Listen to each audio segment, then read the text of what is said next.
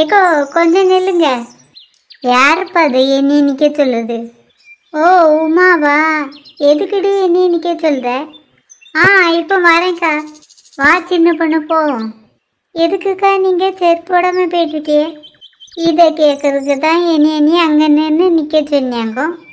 செருப்பு போடாமல் அவசர அவசரன்னு பொரியல செருப்பை யார் வீட்டிலையும் மறந்து கடத்தி போட்டுடோ? இல்லை நாய்க்கு எதுவும் உங்கள் செருப்பை தூக்கிட்டு போயிட்டோ?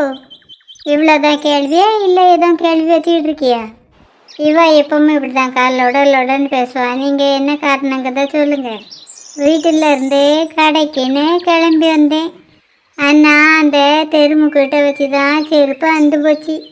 வீட்டில் போய் வேறு செருப்பு போட்டுட்டு வர்ற நேரத்துக்கு பக்கத்தில் தானே கடை இருக்குது, சேந்தால ஜாமான் வாங்கிட்டு போயிடலாம்னு தான் அப்படியே போயிட்டுருக்கேன்.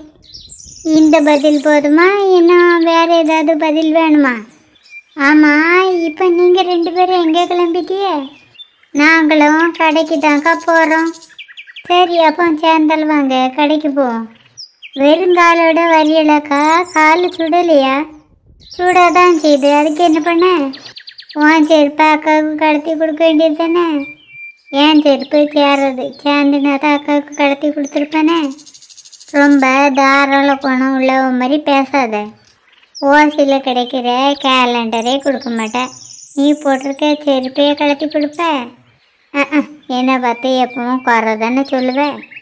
2 பேரும் சத்தம் கட்டாமல் வாங்க. ஏக்கோ அங்கே இருங்க. என்ன 3 பேரும் சேர்ந்து தூரமாக புரிய? இங்கே பக்கத்தில் தான் கடையில் ஜாமான் வாங்க போகிறோம். அதுக்கு ஏண்டி காலில் செருப்பு போடாமல் போகிற?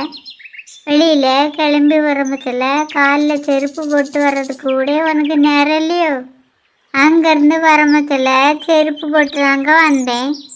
அந்த பக்கத்து தெருவில் வரம்பத்தில் தாங்க செருப்பு அந்து போச்சு. இந்த பக்கத்தில் தானக்கா கடை இருக்குது, அதான் செருப்பை அந்த இடத்துல கடத்தி போட்டுட்டு ஜாமான் அங்கே இருக்குன்னு வந்துட்டு இருந்தேன். இவ்வளோ 2 பேரும் அதுக்கு பிறகு தான் வந்தாளுவேன். இவ்வளோலாம் கடைக்கு தான் போகிறாள்வலாம், அதான் 3 பேரும் சேர்ந்தே போயிட்டுருக்கோம். அது இருக்கட்டுக்கா, நீ எங்கக்கா தூரமாக போயிட்டு வர? காற்றடிச்சு வீட்டு முன்னாடி ஒரே குப்பை, அதை தான் அள்ளி கொண்டு போட்டுட்டு வரேன். என்னக்கா கையில் குப்பை தொட்டியை காணும்? அதையும் சேர்ந்தாப்புல போட்டுட்டு வந்துட்டீளோ? கூறு கெட்டத்தனமாக பேசுகிறத நீ என்னைக்கு தான் நிப்பட போறியோ தெரியல. குப்பை தொட்டியை கொண்டு வரல, கவரில் தான் அள்ளிட்டு வந்தேன். அந்த கவர் எதுக்கு திருப்பி கொண்டு போடணுன்னு தான் அந்த கவரோட எரிஞ்சிட்டு வாரேன். சமையல்லாம் செஞ்சிட்டியா? இனிமேதாக்கா வீட்டுக்கு போய் செய்யணும். அப்போ கடைக்கு போய் ஜாமான் வாங்கிட்டு அப்படியே எங்கள் வீட்டுக்கு வந்துடு. இப்போ எதுக்குக்கா உங்கள் வீட்டுக்கு வர சொல்லுத? இப்போ வேறு எதுக்குக்கா வர சொல்ல போகிறவ? உங்களுக்குன்னு குழம்பு வச்சு வச்சுருப்பாவ, அதுக்காக தான் இருக்கும்.